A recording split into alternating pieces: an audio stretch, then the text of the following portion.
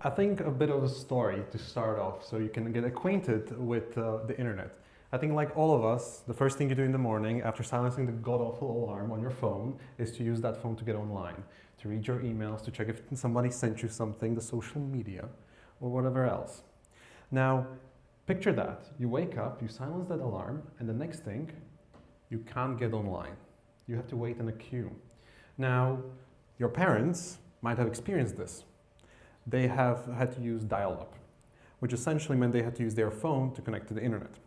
Now, luckily, technology has moved on beyond that. But we're still using technology from the 1980s to connect to the rest of the internet. Bear in mind, this technology has been proven year after year. It's stable, it works. But we're reaching the limits of what we can use it for. Now, in 1980 and 1981, a groundbreaking request for comments were issued. They set up the basic concept of the internet, how we communicate over it. Now, let's picture a person A and person B want to talk on the internet. Well, they get their data together, they determine what the address of the person B is, and then they send it over. Sounds very similar to the postal system. You have an envelope, you know where that person lives, and you send an envelope. And on top of that, you also include a return address, so that person knows where to send it. Now, that's very similar to how the internet works. We have something called an IP address. It's a unique identifier for every device or location that you can send data to. Now, when you do send your data, you send, I want to send something to this IP address. And here's my IP address so that person knows where to send the data back that I've requested. The problem is, when they created these standards in 1980 and 1981 respectively, they assigned something called a 32-bit integer for it, meaning the maximum number that you can have unique IP addresses is only 4.3 billion, which at the time seemed like enough. Computers were massive, they were the size of a room at the end of the day. And imagining every single person having a phone or even a smartwatch that has to connect to the internet was unfeasible. Now, the point that I'm trying to make is there's more than 4.3 billion people on the planet currently, and I bet everyone in this room has more than a single device presently on them, or at least with them. Now, over the years, researchers have realized this. In the 1990s, there was an actual concern. Someone pointed out that, well, we're going to run out of these addresses soon. How are we going to fix this problem? That's something that had to be fixed initially. Now, big companies didn't have these problems. Neither did small, because there was enough.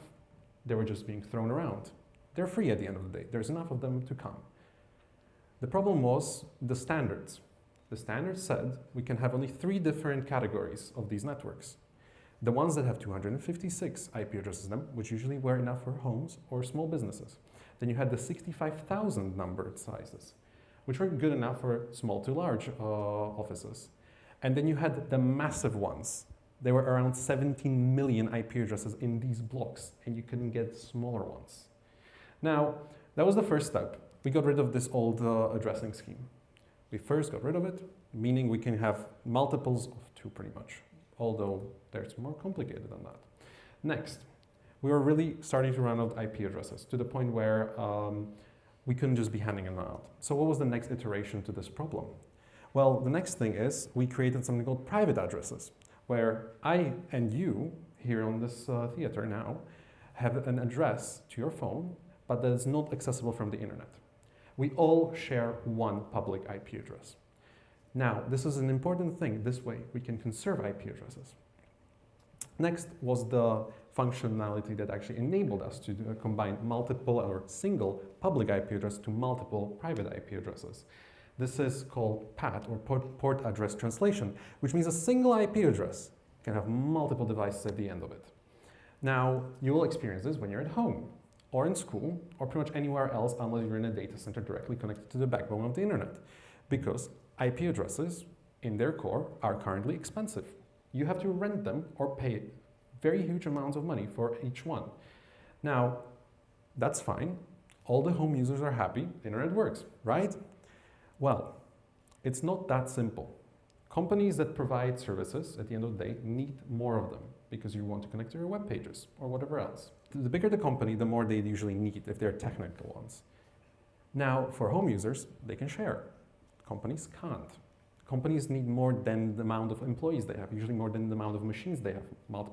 One single machine can have multiple IP addresses. Now, how do we get around these problems?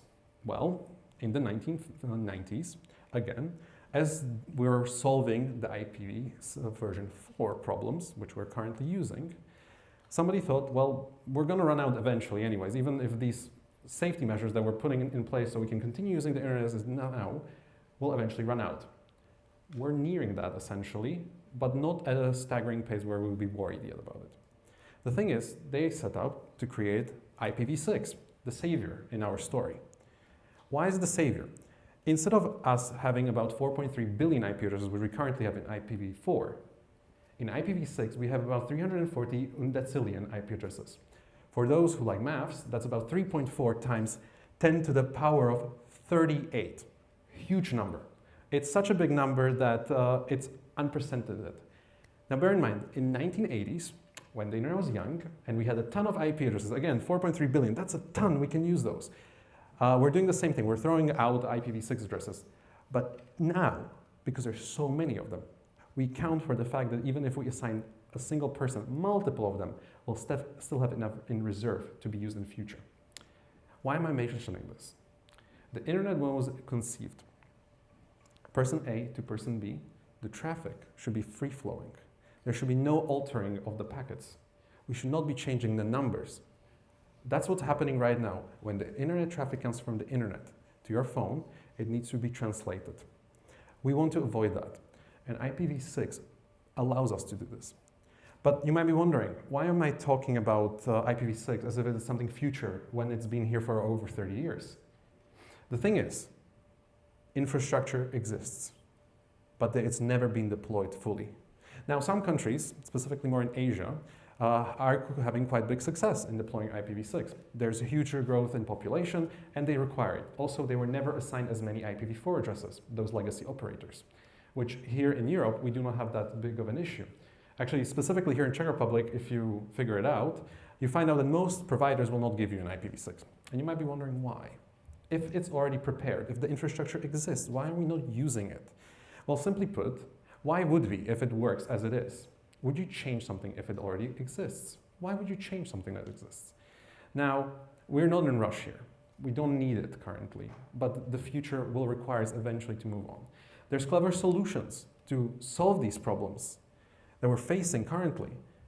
And IPv6 and IPv4 cannot talk between each other, but they can coexist on the same devices. That's what's happening right now. We call this dual stack operation, actually, where IPv4 and IPv6 exist together. So what happens is IPv6 gets the priority. If the service online, or if you have IPv6, can connect via IPv6, it'll prefer IPv6, not IPv4. Now, the importance of this is that if you want to set up your own internet service provider today, well, you need your own IP addresses, you need your own assignment, and you need the location and connectivity, of course, which is quite easy to get, except that IP addresses. IPv6 are quite easy. You get a ton of them for free when you start up. But for IPv4, well, you get 256 if you're lucky. You have to go on a waiting list. That's about 2 years currently here in Europe. So good luck with that. Or you can buy it. And it's very expensive to buy the smallest block. It's about $10,000 to get that. Now, why am I saying this? Is because to connect to the internet currently, you still need IPv4. There's no way around it. Most providers still use IPv4 at the end of the day. Most services still use IPv4 at the end of the day. And this is causing a cycle. If I'm the service provider, why should I move to IPv6 if my customers cannot reach me using that system? And at the same time, internet service providers are asking the same question. Why should I provide IPv6 when my customers cannot reach the service that they want to reach using IPv6? You see, it's a vicious cycle at the end of the day that needs to be fixed. So, if you take one thing away from today, is that when you or your family signs up for a new service plan, try to ask your service provider to give you an IPv6. You're helping a lot out because you're telling the providers that you want to use it. By telling providers that you want to use it, the service providers, the end users, will know that they want to use it. And the most important part is, I'm committing myself to this as well. So all of my servers that I'm providing are going to be transitioned to IPv6 and IPv4 together by the end of 2025. Thank you very much.